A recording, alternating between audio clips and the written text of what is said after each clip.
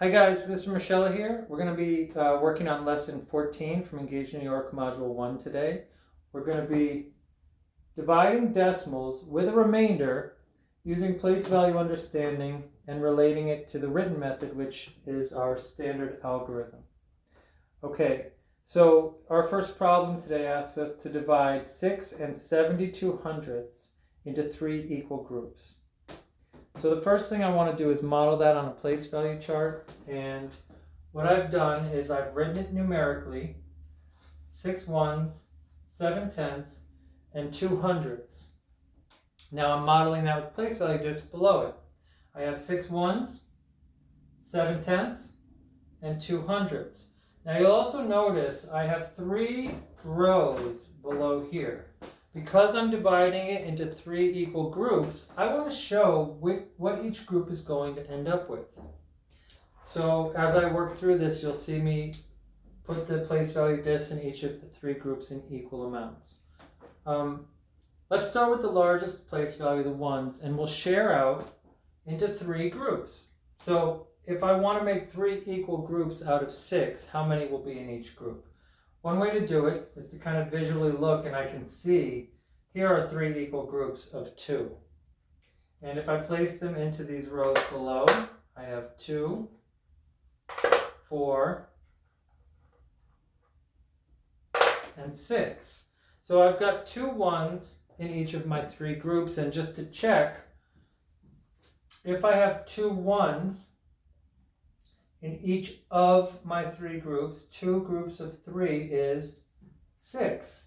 Now that shows that I've used all 6 of my ones by dividing them out equally into those 3 groups, and the subtraction over here shows I have no ones remaining. Now, knowing that this is 2 ones also allows us to kind of take a minute here and understand that our decimal point always goes to the right of our ones place value. Another important thing to notice is our dividend. The decimal in our dividend goes straight up and becomes the decimal place in our quotient, right above it. Now I'm going to go ahead and bring down this 7, because this is what I'm working with now, the 7 tenths. And if you notice, the 7 is in the tenths place, and here are my 7 tenths. I want to make 3 equal groups out of 7, and this might be a little trickier because I think we probably already know that you can't make 3 equal groups out of 7 without having something left over, and let's look at that. If I want to make 3 equal groups, I like to start just by counting them out into each. 1, 2, 3, 4, 5, 6. Now I'm left with one more place value disc in the tenths, and I can't use that one in my tenths because that will create the groups will not be equal. But what I do know is that I can cash that tenth in for 10 hundredths, because as you guys know, you can get 10 units.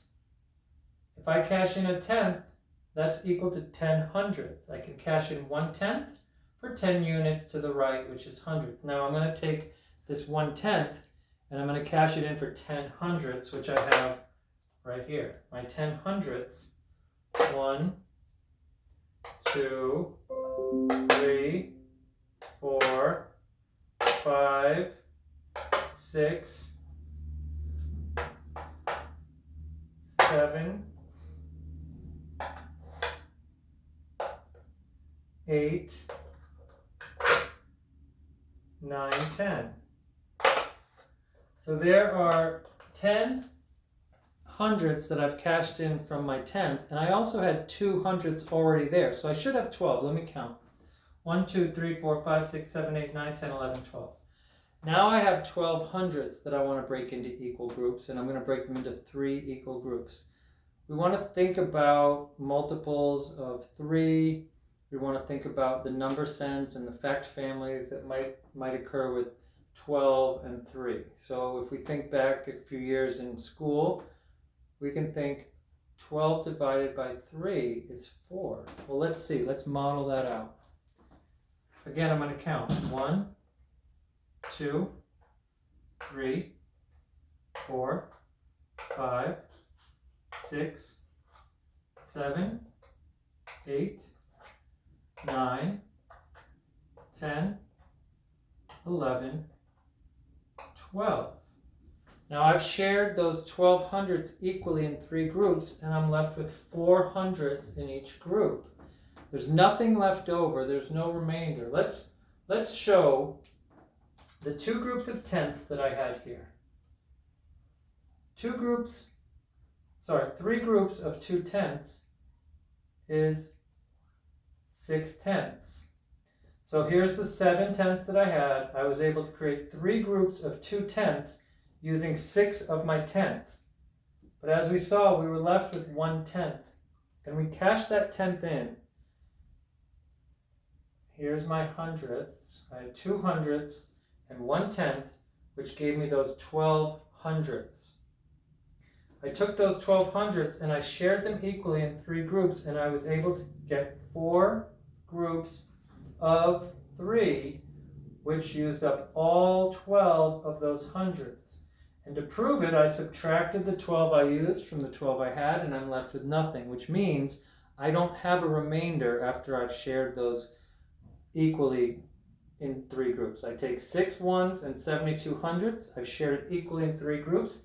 And what do I have? So we look at our place value chart, and I see that I have 2 ones, 2 tenths, and 4 hundredths. 3 groups of 2 and 24 hundredths. Now I look at my standard algorithm, and I've got that same answer. All right, we're going to work on the problem set now, and we're going to be using the place value chart to model our division along with the standard algorithm.